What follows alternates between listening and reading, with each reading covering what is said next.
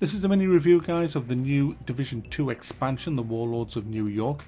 I've been playing it this weekend, 3 of us, and I completed it in about 7 hours, I would say. Now, on the Ubisoft site, it says you get a gripping new story. No, you don't. It's absolute shite. You get a level 30 boost, which you do. That means you can, doesn't matter what level you were when you were playing the Division 2, you can get boosted right up to 30, which will allow you to head to Manhattan, I think it is, to play the Warlords of New York, because it's in its own little open world. Which brings me on to the third point. It says a new open world. Yeah. It has a revamped progression system with a level cap increased to 40, which I'll go to in a minute. New tactical options, exotic gear and skills, and an extended end game. The map that you get is really good. It's really fun. It's really atmospheric, as was the Division 2. And I enjoyed just wandering around the map, doing the events that's there. There's new bounties and things like that that you got used to doing in the Division 2. And it has a new kind of villain, as you'd expect. Now, the guy you're after, Aaron Keener, I think his name is, he has 4 warlords, and these are spread in different areas of the city, and you can choose which one you want to take out first. So it's kind of like open world, if you like. You don't have to go in any particular order. When you go and do these main kind of quests, if you like, you'll go into the lair of the warlord, and it's kind of very similar to the Division 2. A lot of the places felt kind of rehashed from Division 2, but I still had fun. I still had a good laugh in there. It was fun, plenty of loot, not as much as there was in Division 2. The bosses each have their own kind of signature thing, signature trick.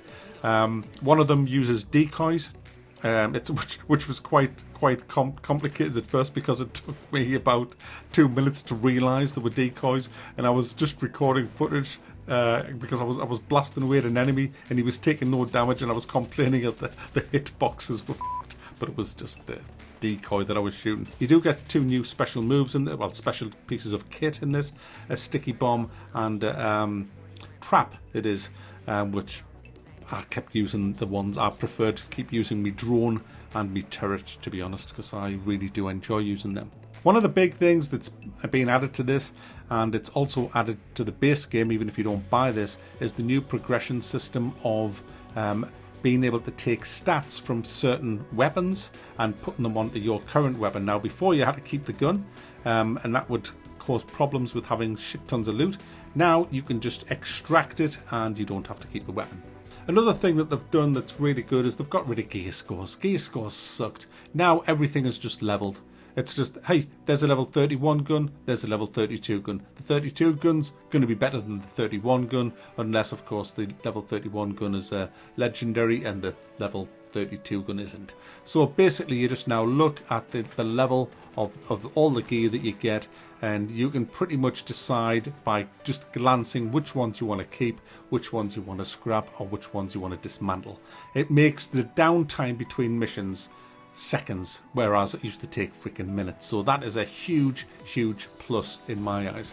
You've still got all the open world stuff, like people getting executed, propaganda things to take down, bases to capture, crates to seek. There's weapons to collect all over the place. There's roaming gangs, there's tough bosses, and if you turn the difficulty up, they become hyper bloody bullet sponges, which kind of sucks. Lazy. And can I just say, while we're talking about the AI, my goodness, sometimes it beggars belief at how f***ing bad it is. It really does. When you don't notice so much when you're in a huge big fight, especially if you're in a mission, they tend to be alright behind barricades and they'll duck for cover and stuff, but f*** me, some of the AI, I mean, this guy here, I'm just standing looking at him. He's shouting. He thinks I'm where I was like 2 minutes ago, but I just simply ran around him, and I'm just walking. I'm standing right next to him. He's like, no, I don't know. Then all of a sudden, I edge into his like field of view. He obviously has tunnel vision, this guy. And when I get in there, you know what he says? How the hell did you get over here? Yeah. Now, overall, guys, I wish the Division 2 had all of these new things added to it, because I would have thoroughly enjoyed the Division 2 a lot more than I did when I actually played it.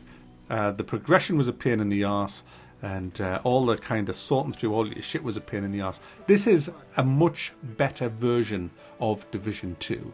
And like I say, if you just jump in now for the first time, you can get a boost straight up to 30 to play in the new zone if you want to.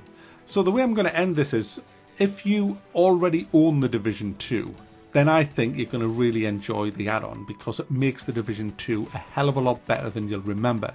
So if you even quit the Division 2 because you just couldn't be asked with all the work that you had to do, this might be worth looking at, because it makes the game way more streamlined and way more fun. Is it worth buying if you haven't got the Division 2?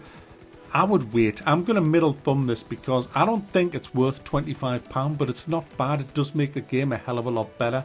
But I think it's overpriced for what you get, and the AI is still a bit fucking dodgy, as you've seen. So I'm middle thumbing this, but if you wait, when it goes on sale, you'll be able to pick it up with the Division 2 at some point, and then I would say grab it, because it is definitely fun. I'm off to get bug roll. Damn it. Stop buying it all, you twats. I need to wipe my arse.